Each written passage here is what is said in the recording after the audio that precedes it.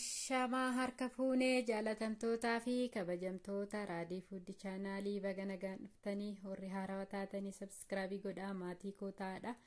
Galatoomaadha hundi keessanuu bakka jirtanitti baay'ee isin kabaja. Amma viidiyoo haarawaa qabadhee dhufeera. Viidiyoon haaromni kiyyaa dilootii hoolaa akkamitti akka hojjennu amma kunoo qopheeffadheera. Hundaa isaatu daakadhee no kiyyas hundaa mixmixaa shunkurtaa qaaraa fi akkuma argitan kana garaachaa fi foonii tiruudha. Amma garaacha akkamitti akka irraa baasnu walumaan ilaallu na faana tura. Amma bishaan daffaa keessa kaadhaa. Bishaan sirriitti daffe keessa kaa baay'ee turuun qabu. Bishaan daffe keessa keettanii ol baaftanii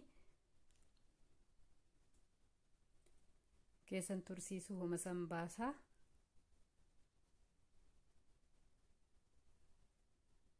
Amma kunoo bahee jira. Akka dafee homa san keessa gadi kaayee ophama keessa kaayee baafadhe irraa luqqisaa maqaa amma fumaan irraa baha naman dhibu. Yoo bishaan bilchaate immoo irra hanba'u bishaan daffaa ta'uu qaba. Bishaan daffaa keessa gadi kaayee oluma baasuu qofa. Argitanii amma ufumaan irraa baha.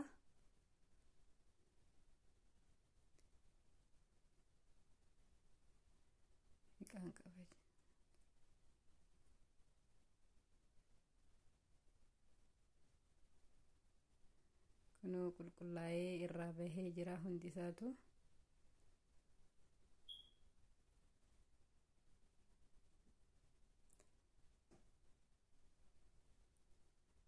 Amma nan qulqulleessaa irraa amma deebi'ee dhiqaa. Kunoo dhiqee qulqullaa'ee amma nan kukkutadha. Baay'ee bareeda ta'ee qulqullaa'ee jira. Baay'ee gaariidha dilootiin.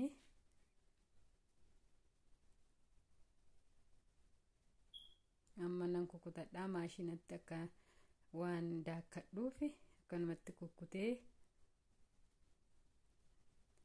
Amma immoo tiruu moo maashinatti illee naqu harkuma kiyyaan kukkutadha. Amma kana dhadha'ee coraa isii irraa baasaa. Yoo irraan baafne immoo coraan isaa yeroo kukkuttuu wal harkisa. Kana irraa baasuu qabna.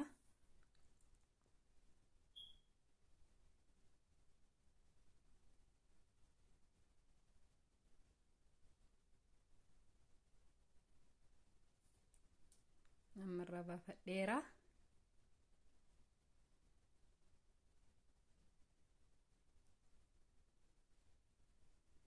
Amma nan kukkutadha. Akkanumatti asimatti kukkutee bulleessa.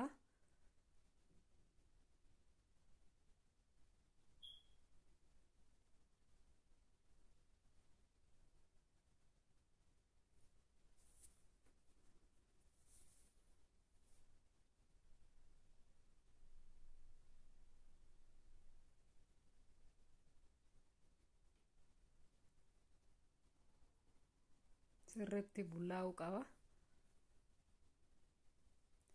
Bullaa'ee jira akkuma argitan kana bareeda ta'ee bullaa'eera sirriitti.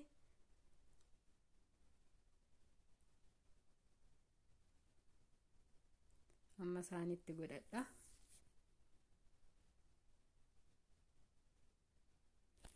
Amma immoo foon diqqoosii foon wajjin ka hojjedhu irraa baafadhaa. Coomaa kan ta'e irraa baasa.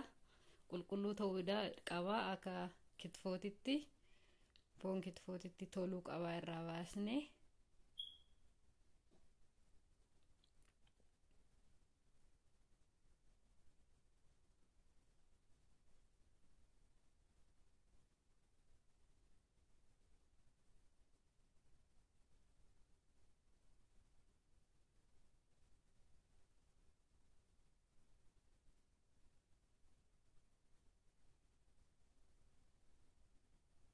Wanna ta'e muluu irraa baasna.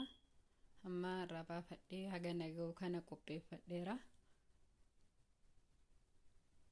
Amma maashinaan naqadhee nan daaka. Sirriitti bullaa'uun qabu akkuma kitfoof ta'utti godha.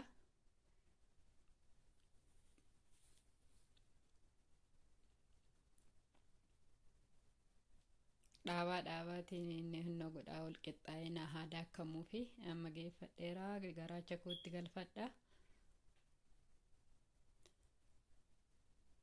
Garaachi koollee daakkamee kunoo qopheeffadheera.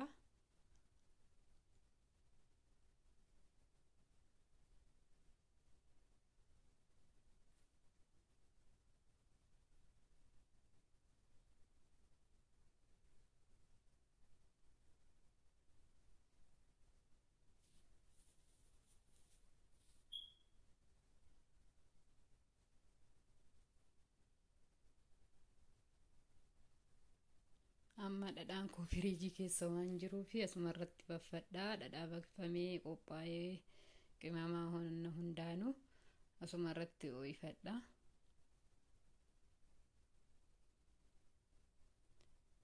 Maxibashaan koo sirri oo'ee jira, kanaaf na ilaa hoomicheesse.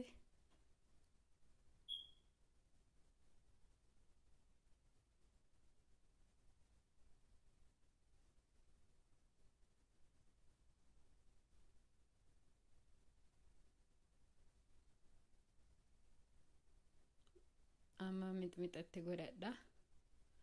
Mixmixa maankaa shorbaa tokko yaa baay'ina dilooti keessanitti maankaa kororimaallee maankaa shorbaa tokko itti godhadheera.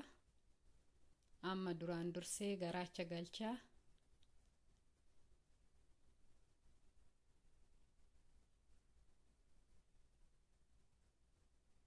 Foon maashinatti makame. Amma immoo foon itti galchaa. Dilootii dheedhii hojjedha. Xiqqooma sii ka ibiddi dha'e jechuudha. Xiqqooma ka ibiddi dha'e amma ibidda ladhaamseera. Oo'ama dhadhama oo'isanii fi dhadhama oo'isaniin sukkuuma sirriitti waliin gahaa. Amma ibiddi ladhaameera. Kan bilchaate doon ta'in kan xiqqoosii rifate jechuun oo'aadhaan hojjetaara. Dheedhii xiqqoosii kan lablabbi jedhamu san akkas godhaa jira. Shunkurtitti godhadha. Amma shunkurtatti godhee qaaraatti godhee shunkurtiinis dheedhii ta'uu qaba. Yeroo dilooti ta'e yoo bilchaate namatti hin tolu. Dheedhii hoo ta'e baay'ee mi'aayaa. Dheedhii ta'uu qaba. Yoo kan dilooti bilchaate illee hoo ta'e shunkurtiin yoo dheedhii ta'e baay'ee bareedaadha. Kuni garuu ka bilchaatee miti xiqqooma sii ibiddi kadha'eedha. Amma jala dhaamsee onnuma faan oo'ama maxabashama oo'aa bichaa waliin dhahaa jira. Dilootiin kee akkana fakkaataa. Yoo jaalattanii laayikii godhaa, sheerii godhaadhaa. Viidiyoo biraatiin nagaa walitti deebinutu hundi keessanuu bakka jirtanitti nageenyi rabbii isinirra haa jiraatu. Nagaan naa tura baay'ee.